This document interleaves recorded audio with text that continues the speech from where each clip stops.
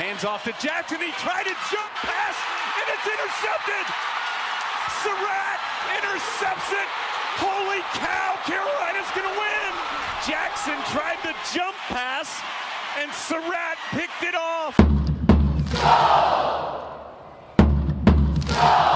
Everyone, hello and welcome in. I hope you had a nice, relaxing weekend like I did. Chose to take the weekend off, not make any videos. But we're back on Monday. We're going to hit the grind. I do want to warn people that there is going to be periodic lapses of content throughout the summer because as we go through the off season, there isn't going to be a whole lot to talk about every day, and I don't want to burn myself out because when we get to the regular season, we're going to go full throttle, probably a video every day. So for right now, we're just going to relax. We're going to talk about whatever we want to talk about, and today we continue on with the rookie review series. Finally hitting episode 3. I understand that there's quite the gap in terms of time separating the Kellen Mond episode and today's episode where we take a look at Chazz Surratt, the linebacker from North Carolina. Real quick, before we get into the topic, Minnesota Wild are one game up on the Las Vegas Golden Knights after a thrilling overtime winner by Joel Eriksson Ek. Just fantastic. I don't even want to talk about football. Let's just talk about hockey.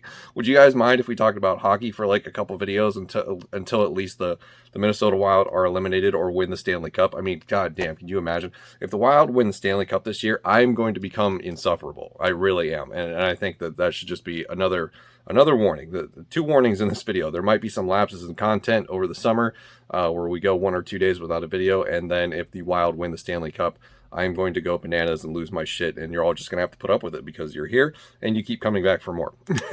So, all of that's out of the way. Very excited about the NHL playoffs. But all of that's out of the way. Let's talk about the draft class for the Minnesota Vikings, a continuation of looking at all of the prospects that will be joining the Minnesota Vikings this season. Rookie minicamp has concluded. I don't really have anything to really say about that other than they signed a couple of guys to a contract from that weekend. But the focus today is Chazz Surratt, the linebacker from North Carolina. So let's talk about him. He was our second, third-round pick after Kellen Mond. He was the senior at North Carolina this past season, 6'2", 229 pounds. That is according to Pro Day statistics. 3-star recruit out of high school. Number 11 ranked dual threat quarterback in his class. And that is one of the interesting aspects of Chazz Surratt in his journey through the college ranks, is that he is a converted quarterback who now plays linebacker, and we'll get to more about that in a minute. In high school, he played quarterback, wide receiver, and running back.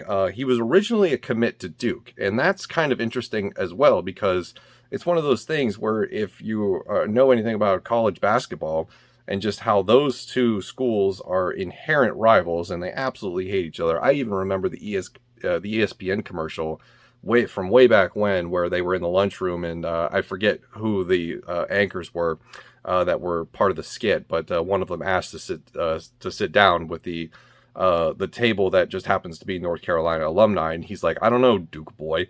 So yeah, I mean, back when I was in school, North Carolina was like the trendy, popular college basketball team to follow, and I think a lot of it had to do with just the general marketing appeal of the logo, because there was hats and shirts everywhere. So I even have a couple myself.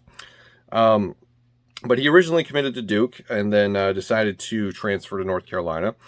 He spent 3 seasons at quarterback before voluntarily transitioning, switching to linebacker. And the reason that was given was because Chazz Surratt felt like it was the best path to the NFL and a pro career. And turns out he was right, because he excelled very well at the linebacker position almost immediately. So let's go through his college college history with the North Carolina Tar Heels. First season, a red shirt, doesn't count. 2017, he appears in 9 games, leads the team in passing with 1,342 passing yards. I believe he was also involved or a part of 13 touchdowns. 2018, appears in 1 game, suspended for 4 by the NCAA. I didn't look into what that suspension was for. It didn't appear in the final scouting report that I read from Dane Brugler, so I'm going to assume it's not that big of a deal, but I could be wrong, so hopefully I'm not. But if somebody wants to point out what that was in the comments, feel free to do that. Then he missed the remaining 7 games that he was eligible for with an injury. So that whole season was a wash. 2019, he makes the switch to linebacker. Something awakens in this guy, and he becomes one of the better tacklers in the ACC. Plays in 13 games, 115 tackles, 15 tackles for loss, 6.5 sacks, first team all ACC, a feat which he repeats the next year. 2020, this past season, appears in 11 games, 91 tackles, 75 tackles for loss. Or no, I'm sorry, not 75. Holy crap, that would be incredible. He would have been a first-round pick. 7.5. I can't read my own damn handwriting. There's a 7.5 right there. Missed the decimal. 7.5 tackles for loss, 6 sacks, first team all ACC. As we said, he repeats that feat in back-to-back years. I'm going to read you the overview quote from Dane Brugler in his report from The Athletic. Overall, Surratt must improve his run fits and develop in several areas, but he has the athleticism, instincts, and competitive toughness to be a high-volume tackler and run-around weak-side linebacker in the NFL. So it's an interesting selection for the Minnesota Vikings for 2 reasons. Number one, obviously we have lost Eric Wilson this year to free agency, and there appears to be a void that they're trying to replace. Now, up until this point, I've been kind of convinced that Troy Dye would be the de facto starter because of the experience that he was able to gain last year because of the Anthony Barr injury. Anthony Barr will return this year, so will Eric Kendricks. I think he missed 6 games last year with an injury as well. So this looks like it could be camp competition for Troy Dye heading into the 2021 season as a potential replacement for Eric Wilson. It also sort of foreshadows future events for the Minnesota Vikings because of the Anthony Barr contract restructure this year. This looks like drafting for the future, i.e. a potential replacement for Anthony Barr as opposed to Eric Wilson. So really, they're kind of killing 2 birds with 1 stone.